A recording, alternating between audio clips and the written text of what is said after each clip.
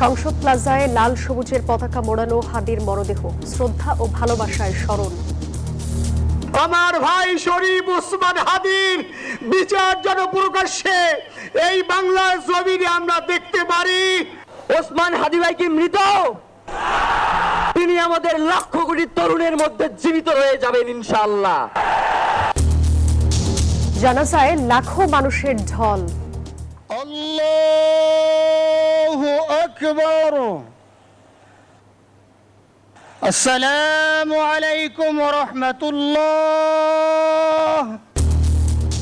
শোক শ্রদ্ধায় জাতীয় কবির সমাধির পাশে শায়িত। দেখছিলেন প্রধান শিরোনাম। দর্শক, এবার জানাবো অন্যান্য শিরোনামগুলো। হাদি হারিয়ে যাবে না, তার রেখে যাওয়া মন্ত্রে উজ্জীবিত হবে বাংলাদেশ, জানাজায় বললেন প্রধান উপদেষ্টা। তুমি নির্বাচনে অংশগ্রহণ করতে চেয়েছিলে, নির্বাচন কিভাবে করতে হয় তারও একটা প্রক্রিয়া জানিয়ে গেছে আমাদেরকে, সেই প্রক্রিয়া যেন আমরা সবাই মিলে গ্রহণ করি। সংসদ প্লাজায় লাখো মানুষের স্রোতে সব দল। রাজনীতির এই অস্থির সময়ে হাদির মৃত্যু বড় ক্ষতি বলছে বিএনপি। শাহবাগ মোড়ের নাম হাদি চত্বর ঘোষণা করল ইনকিলাব মঞ্চ, অপরাধীকে ধরতে 24 ঘন্টার আলটিমেটাম। মুক্তিবাহিনীর উপপ্রধান ও বীর উত্তম একে খন্দকার আর নেই। মুক্তিযুদ্ধের এই বীরের মৃত্যুতে প্রধান উপদেষ্টার শোক। স্বাগত নিউজ 24 সংবাদে, আপনাদের সাথে আছি আমরা দুজন, আমি সোহাগ বক্স এবং আমি আছি জান্নাতুল সাদিয়া। দর্শক, দেখছিলেন বিআরবি কেবলস সংবাদ শিরোনাম। এবার বিস্তারিত। এক ঐতিহাসিক ঘটনার সাক্ষী হলো বাংলাদেশ। শ্রদ্ধা, ভালোবাসা আর চোখের জলে বিদায় নিলেন ইনকিলাব মঞ্চের মুখপাত্র, জুলাই যোদ্ধা শহীদ শরীফ ওসমান হাদি। উল্কার মতো রাজনীতিতে আসা এই বিপ্লবীকে দাফন করা হলো জাতীয় কবি কাজী নজরুল ইসলামের সমাধির পাশে। দুপুরে জাতীয় সংসদ ভবনের দক্ষিণ প্লাজায় সাধারণ মানুষের পাশাপাশি জানাজায় অংশ নেন প্রধান উপদেষ্টা সহ বিভিন্ন রাজনৈতিক দলের নেতাকর্মীরা।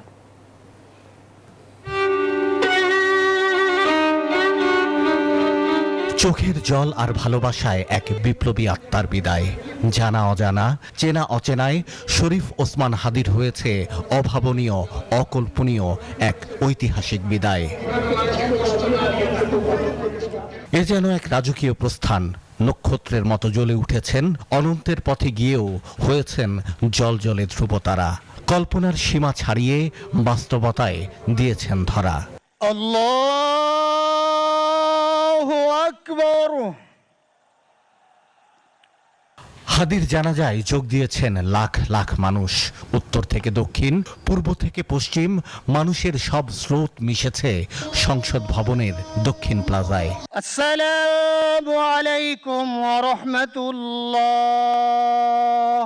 জনতার আবেগ, ভালোবাসা, সতীর্থদের দ্রোহ বিদ্রোহ সব মিলে হাদি হয়ে উঠেছেন বিপ্লবের এক বিমূর্ত প্রতীক। যদি এই রাষ্ট্রকে রক্ষা করতে শরীফ ওসমান হাদির পরিবারের 5 সদস্য, তার ভাই এবং বোনদের যদি রক্ত লাগে তারা দেওয়ার জন্য প্রস্তুত রয়েছে, তবুও এই খুনিদেরকে চিহ্নিত করে বিচারের মুখোমুখি করতে হবে। হাদির ছোট সন্তান আর বাবা বলে ডাকতে পারবে না, সহোদর পাবে না তার ছোট ভাইকে। তাই তো জানাজার আগে সৃষ্টিকর্তার কাছে বিরামহীন প্রার্থনা, পরপারে ভালো থাকুক হাদি, বেঁচে থাকুক অনুপ্রেরণা। আজকের ওর সন্তানের চেহারার দিকে তাকানো যায় না।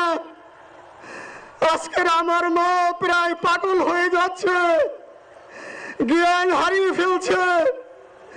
আমার ভাই বোন তোরে পাগল হয়ে যাচ্ছে। আমার 6 ভাই বোনের মধ্যে সবচেয়ে ছোট ছিল শরীফ ওসমান হাদি। আজকের তার লাশ আমার কাঁধে বহন করতে হচ্ছে। অন্তর্বর্তী সরকারের প্রধান উপদেষ্টা এসেছেন সব রাজনৈতিক দলের নেতারা।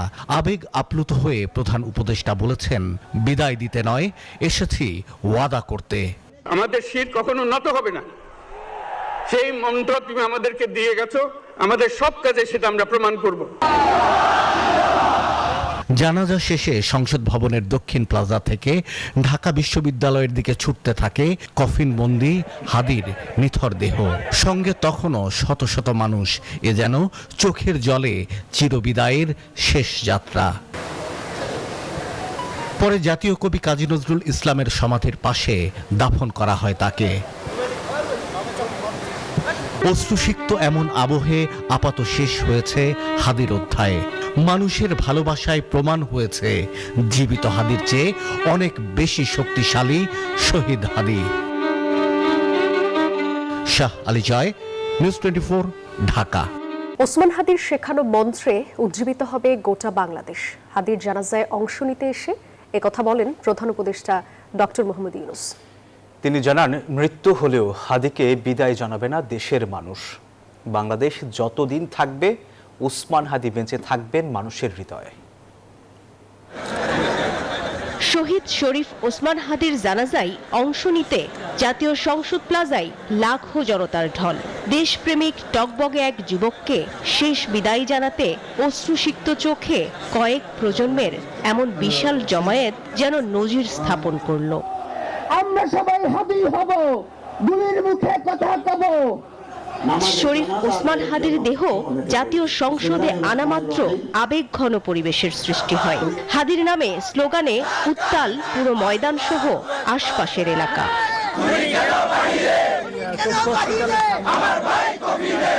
সাধারণ মানুষের পাশাপাশি জানাজায় অংশ নিতে আসেন অন্তর্বর্তী সরকারের প্রধান উপদেষ্টা।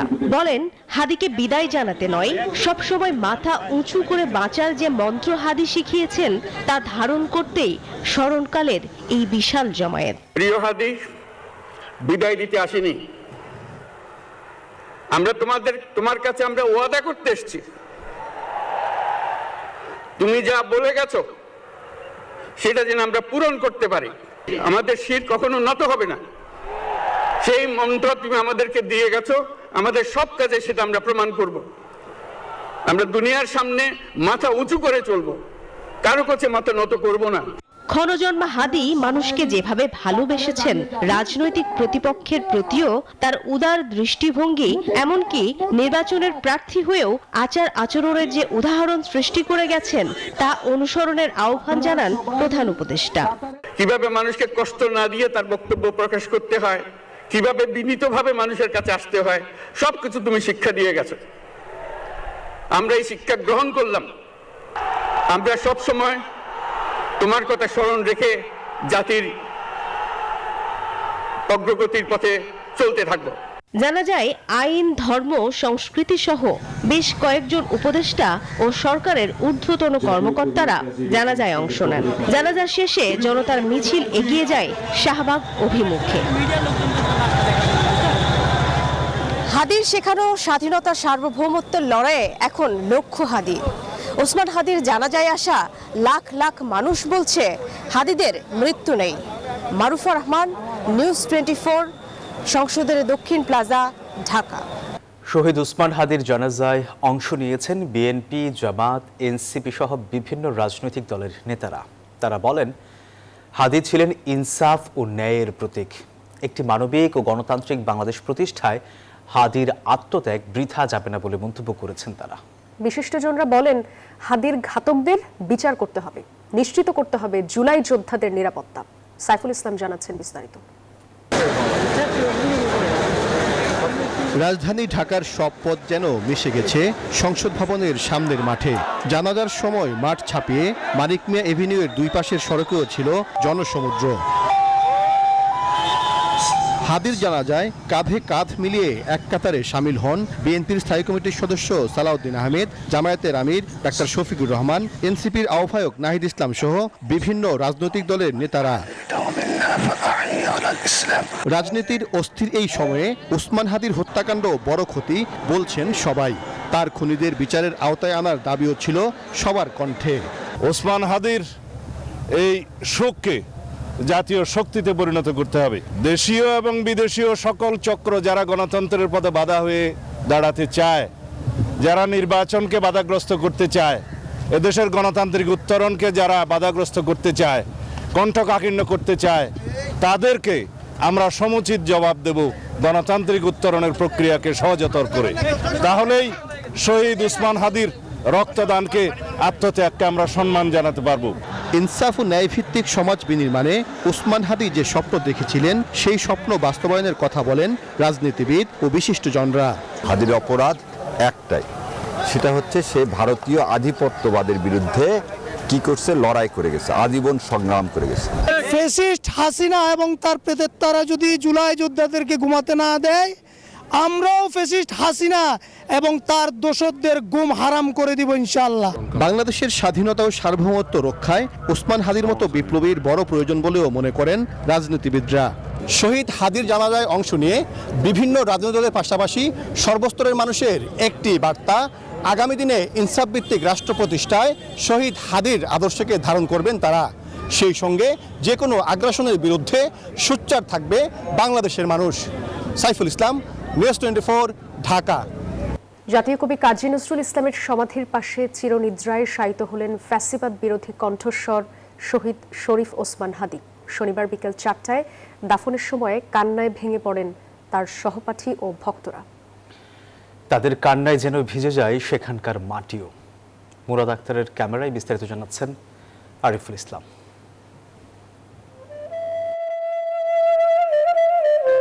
বিদ্রোহী কবি কাজী নজরুল ইসলামের ইচ্ছের মতোই মসজিদের পাশে চিরনিদ্রায় শায়িত হলেন বাংলার আরেক ফ্যাসিবাদ বিরোধী কণ্ঠস্বর শহীদ শরীফ ওসমান হাদি।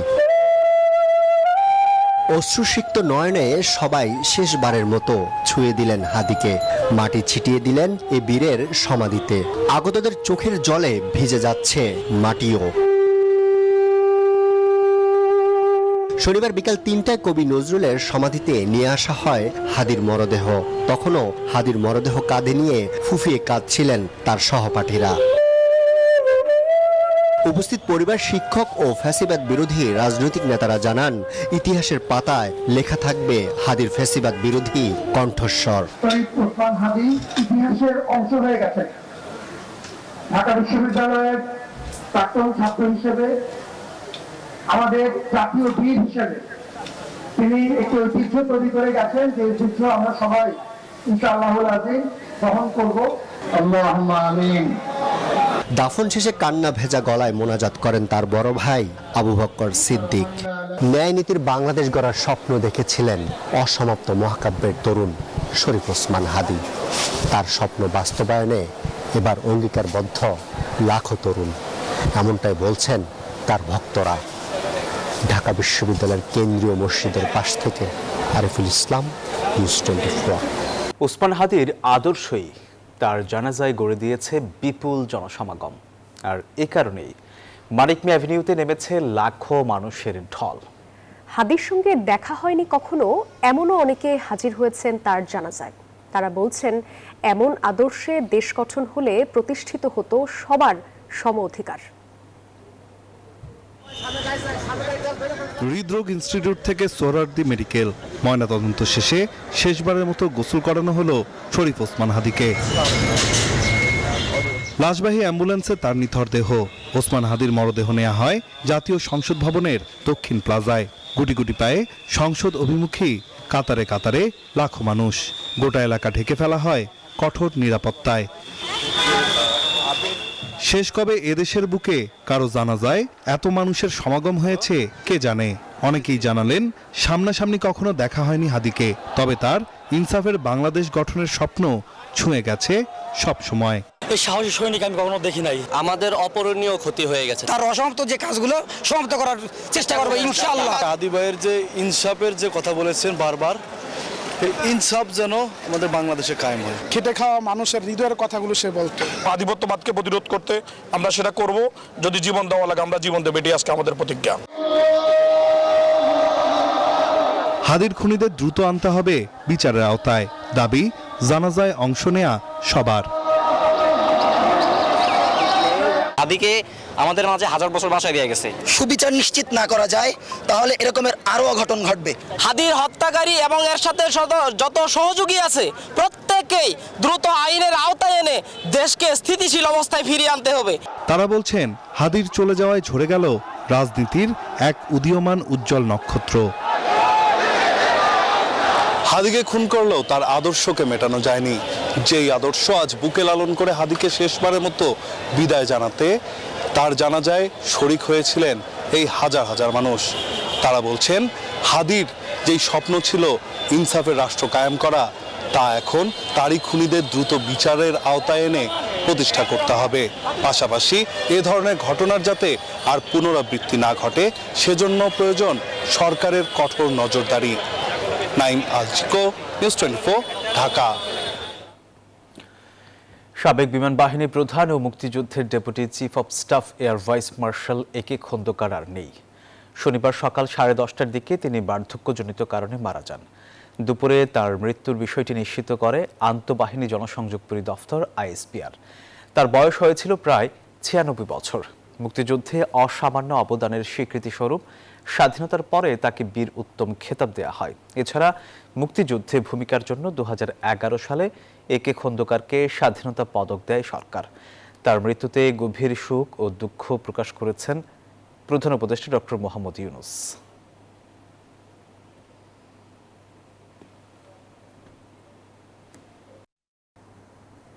দুই সপ্তাহ শাশুড়ি খালেদা জিয়ার পাশে থাকার পর লন্ডনের উদ্দেশ্যে ঢাকা ছেড়েছেন বিএনপির ভারপ্রাপ্ত চেয়ারম্যান তারেক রহমানের স্ত্রী জুবাইদা রহমান। শনিবার সকাল 8:30টায় শাহজালাল বিমানবন্দর থেকে বিমানের একটি ফ্লাইটে ঢাকা ছাড়েন ডাক্তার জুবাইদা রহমান। ফ্লাইটটি সিলেট হয়ে সরাসরি লন্ডনের হিথ্রো বিমানবন্দরে পৌঁছাবে। বিএনপির পক্ষ থেকে জানানো হয়েছে তারেক রহমানের সাথেই তিনিও 25 ডিসেম্বর দেশে আসবেন। তাদের সঙ্গে কন্যা জাইমা রহমানেরও দেশে ফেরার কথা রয়েছে। এখান থেকে সিলেটে যাবে, সিলেটে 1 ঘন্টা যাত্রা বিরতি হবে, ওখান থেকে একবারে হিথ্রোতে নামবেন। একবারে 25 তারিখে আমাদের প্রিয় নেতা, মানবিক নেতা জনাব তারেক রহমানের সাথেই ফিরবেন। ফ্যামিলির 3 জনই আসছেন, এছাড়াও বিএনপি এবং অন্যান্য কিছু নেতৃবৃন্দ সম্ভবত কিছু, খুব সংক্ষেপ আমি যতদূর জানি 8-10 জনের একটি আসতেছে। শাহবাগ মোড়ের নাম বদলে উসমান হাদি চত্বর রেখেছেন তার সহযোদ্ধারা। দাবি আদায় না হওয়া পর্যন্ত রাজপথে থাকার ঘোষণা তাদের।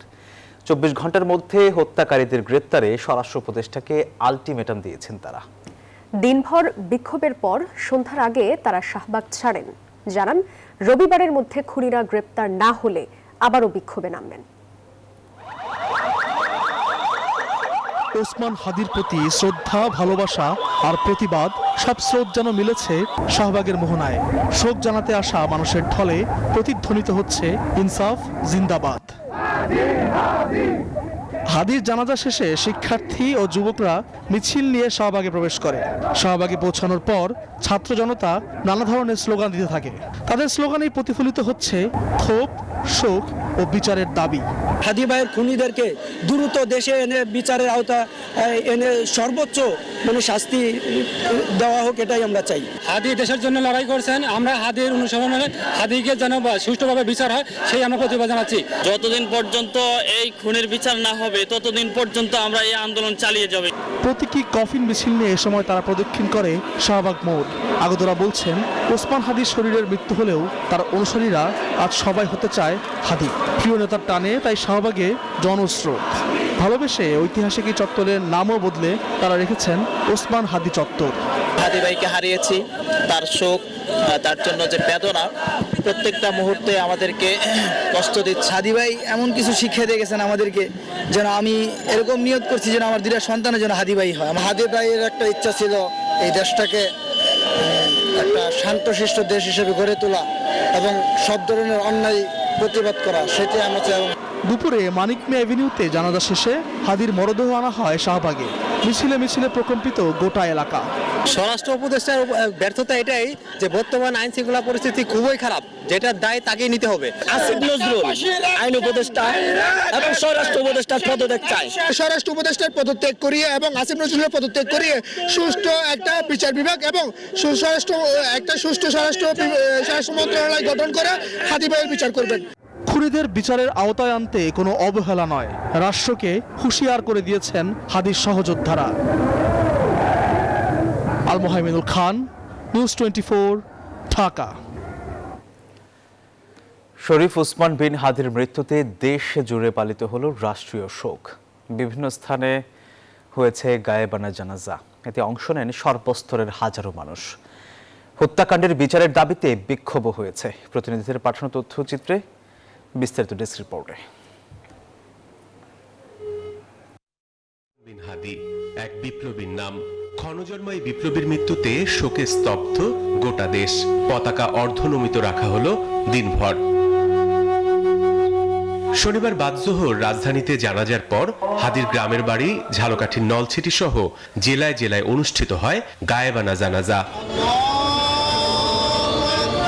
আসলে কিছু বলার ভাষা পাচ্ছি না। এই ওসমান হাদি আমাদের দেশের জন্য সম্পদ ছিলেন। আমাদের ভারতের দাসত্ব থেকে মুক্ত করার জন্য উনি চেষ্টা করে গেছেন। দৃশ্যমান যদি তাদের কোনো আইনি তৎপরতা না দেখি, তাহলে আমরা দক্ষিণাঞ্চলকে বাংলাদেশ থেকে বিচ্ছিন্ন করে দেব। চট্টগ্রামের লালদিঘি মাঠে গায়েবানা জানাজায় অংশ নেয় লাখো মানুষ। রাজশাহী কলেজ মাঠেও গায়েবানা জানাজা হয়।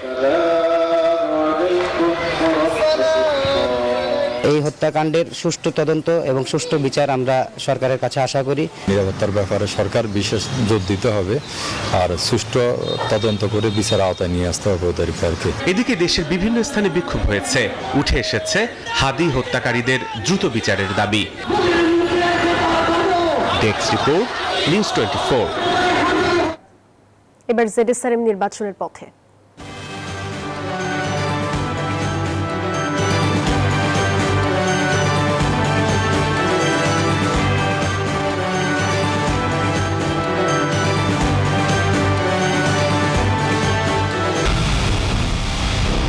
পুরো দেশের মুখে হাসি ফোটাতে নিজেকে হতে হয় স্ট্রং, আর মনোবল হতে হয় স্পার্ক জিরো। জেডএসআরএম 25 বছরের পথ চলায় নিরাপদে রাখার প্রত্যয়ে। আপিলের সময়সীমা 2 দিন কমানোর পাশাপাশি আপিল নিষ্পত্তির সময় 2 দিন বাড়িয়ে ত্রয়োদশ জাতীয় সংসদ নির্বাচনের তফসিল সংশোধন করেছে নির্বাচন কমিশন। সংশোধিত প্রজ্ঞাপন অনুযায়ী নির্বাচনে মনোনয়নপত্র বাছাইয়ে রিটার্নিং অফিসারের সিদ্ধান্তের বিরুদ্ধে আগামী 5 থেকে 11 জানুয়ারির পরিবর্তে আপিল করা যাবে 5 থেকে 9 জানুয়ারি পর্যন্ত। এছাড়া 12 থেকে 18 জানুয়ারির পরিবর্তে আগামী 10 থেকে 18 জানুয়ারি পর্যন্ত আপিল নিষ্পত্তি করা হবে।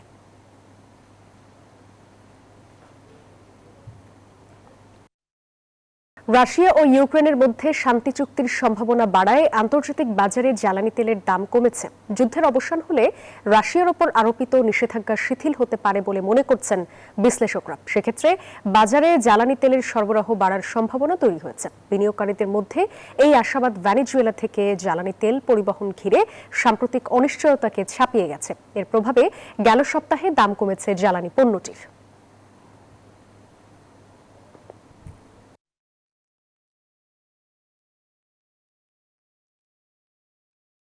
এই ছিল নিউজ 24 সংবাদে। ধন্যবাদ সবাইকে।